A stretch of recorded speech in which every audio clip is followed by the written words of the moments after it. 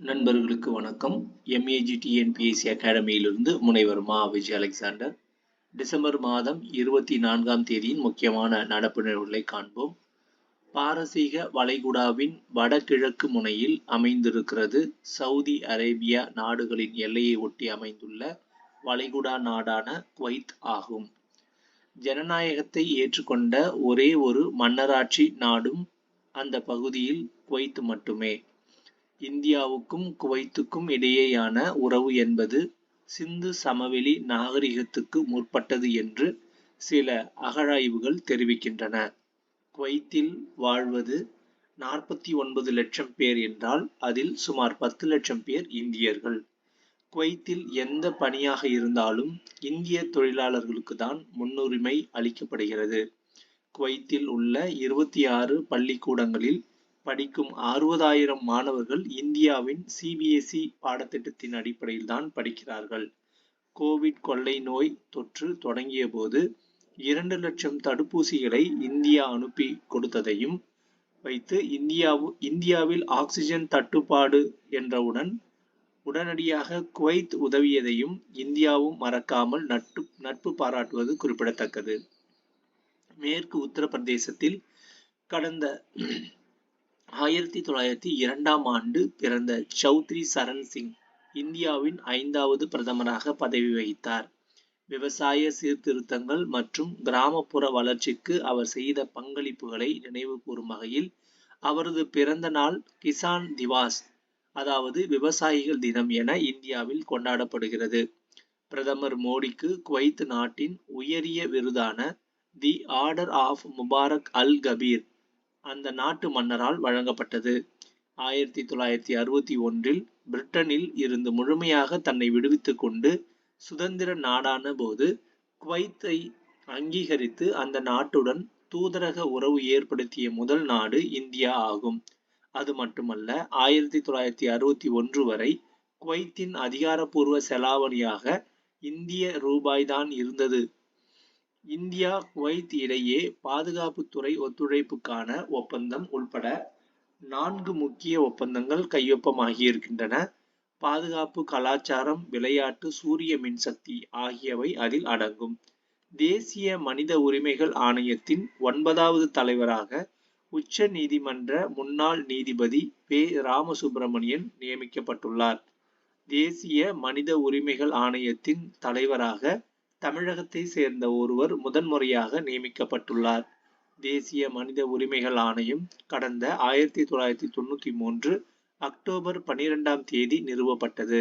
அப்போதிலிருந்து இந்த அமைப்பின் தலைவராக உச்ச நீதிமன்றத்தின் ஓய்வு பெற்ற தலைமை நீதிபதிகள் நியமிக்கப்படுவது வழக்கமாக இருந்து வருகிறது. இந்தியாவில் தஞ்சம் அடைந்துள்ள வங்கதேசத்தின் முன்னாள் பிரதமர் ஷேக் ஹசீனா அவர்களை நாடு கடத்த அந்த நாடு வலியுறுத்தியுள்ளது. 5ஆம் வகுப்பு 8ஆம் வகுப்புகளுக்கு கட்டாய தேர்ச்சி முறை ரத்து செய்யப்படுவதாக மத்திய அரசு அறிவித்துள்ளது. கல்வி உரிமை சட்டத்தின் கடந்த 2019ஆம் ஆண்டு மேற்கொள்ளப்பட்ட திருத்தத்தின்படி ஏற்கனவே 18 மாநிலங்கள் மற்றும் யூனியன் பிரதேசங்கள் இந்த நடைமுறையை பின்பற்றி வருகின்றன. கேந்திர வித்யாலயா பள்ளிகள், நவோதயா பள்ளிகள், சைனிக் பள்ளிகள் உள்பட மத்திய அரசால் நிர்வகிக்கப்படும் 3000 பள்ளிகளுக்கு இந்த விதிமுறை பொருந்தும். பள்ளிகள் கல்வி மாநில பட்டியலில் உள்ளதால் ஏற்கனவே 16 மாநிலங்கள், தில்லி உள்பட 2 யூனியன் பிரதேசங்களில் கட்டாய தேர்ச்சி முறை ரத்து செய்யப்பட்டது குறிப்பிடத்தக்கது. தமிழகத்தில் 8ஆம் வகுப்பு வரையிலான கட்டாய தேர்ச்சி முறையில் எவ்வித மாற்றமும் இருக்காது என்று தமிழக பள்ளி கல்வித்துறை அமைச்சர் அன்பில் மகேஷ் கூறியுள்ளார். சர்வதேச அளவில் மிகப்பெரிய தேசிய முதலீட்டு நிதியை வைத்திருக்கும் நாடுகளில் குவைத்தும் ஒன்று ஆகும். மார்ச் 2024 கணக்குப்படி $92,400 கோடி குவைத் முதலீட்டு ஆணையத்தின் கையிருப்பில் உள்ளது. இந்தியாவின் கட்டமைப்பு பணிகளுக்கும் பல உற்பத்தி முனைப்புகளுக்கும் குவைத் முதலீட்டு ஆணையம் தொடர்ந்து முதலீடுகளை வழங்கி வருவது குறிப்பிடத்தக்கது. ஊரக வளர்ச்சி துறையால் 21 மாவட்டங்களில் கட்டப்பட்ட 400 வகுப்பறை கட்டடங்களை முதல்வர் மு.க. ஸ்டாலின் தலைமை செயலகத்தில் இருந்து காணொலி வாயிலாக திறந்து வைத்தார். ஊரக வளர்ச்சி மற்றும் ஊராட்சி துறையால் குழந்தை நேய பள்ளி உள்கட்டமைப்பு மேம்பாட்டு திட்டத்தின் கீழ் இந்த வகுப்பறை கட்டடங்களை முதல்வர் திறந்து வைத்தார் என்பது குறிப்பிடத்தக்கது.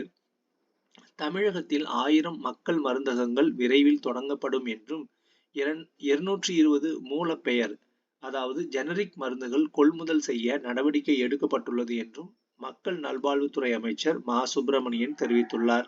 இந்திய மருந்துகளின் தேவை அதிகரித்துள்ளது. உலகத்துக்கு எடுத்துக்காட்டாக மருந்து துறையில் இந்தியா இருக்கிறது. அமெரிக்கா கூட 40% ஜெனரிக் மருந்துகளை இந்தியாவிடம் வாங்குகிறது. ஐரோப்பிய நாடுகளில் இந்திய மருந்துகள் 30% உள்ளது. இந்தியாவின் மற்ற மாநிலங்கள் தற்போது தமிழகத்தின் மருத்துவ திட்டத்தை செயல்படுத்த தொடங்கியுள்ளன. தேசிய விவசாயிகள் தினம் டிசம்பர் 23. முன்னாள் இந்திய பிரதமர் சௌத்ரி சரண் சிங்கின் பிறந்த நாளான இந்த நாள் தேசிய விவசாயிகள் தினமாக கொண்டாடப்படுகிறது. உழவர்களின் நலனுக்காகவும் உணவு பாதுகாப்பை வலியுறுத்தியும் இந்த நாள் கொண்டாடப்படுகிறது. முன்னாள் முதல்வர் கருணாநிதி எழுதிய நூல்களை நாட்டுடைமையாக்கப்பட்ட அரசாணை அவரது துணைவியாரான ராஜாத்தி அம்மாளிடம் வழங்கப்பட்டது. மொத்தம் 179 நூல்கள் நாட்டுடைமையாக்கி அரசாணை வெளியிடப்பட்டுள்ளது. நெஞ்சுக்கு நீதி, குறளோவியம், சங்கத்தமிழ், முரசொலியில் தொடர்ந்து உடன்பிறப்புக்காக எழுதப்பட்ட கடிதங்கள் என அனைத்து படைப்புகளும் நாட்டுடைமையாக்கப்பட்டுள்ளன. கன்னியாகுமரி கடலில் உள்ள 200 பாறைகளில் 2 பாறைகளில் விவேகானந்தர் நினைவு மண்டபம், 133 அடி உயர திருவள்ளுவர் சிலை ஆகியவை அமைக்கப்பட்டுள்ளன. திருவள்ளுவர் சிலையை 1/1/2000 ஆண்டு அப்போதைய முதல்வர் மு. கருணாநிதி திறந்து வைத்தார். சிலை நிறுவப்பட்டு 25 ஆண்டுகளான நிலையில் தமிழக அரசு சார்பில் வெள்ளி விழா நிகழ்ச்சிகள் நடைபெறுகின்றன.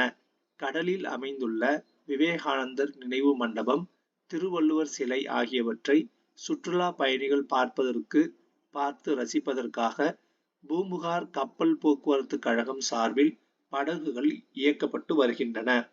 மேலும் 2 பாறைகளையும் இணைக்க வேண்டும் என்ற கோரிக்கை மக்களிடம் ஏற்பட்டதால் நெடுஞ்சாலைகள் சிறு துறைகள் சார்பில் தமிழ்நாடு கடல்சார் வாரிய வைப்பு நிதியாக ரூபாய் 37 கோடியில் 97 மீட்டர் நீளம் 4 மீட்டர் அகலம் உள்ள கண்ணாடி கூண்டு பாலம் அமைக்கப்பட்டு உள்ளது.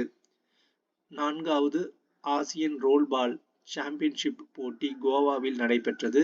இந்த போட்டியில் வைஷாலி பதக்கம் வென்றார். நன்றி.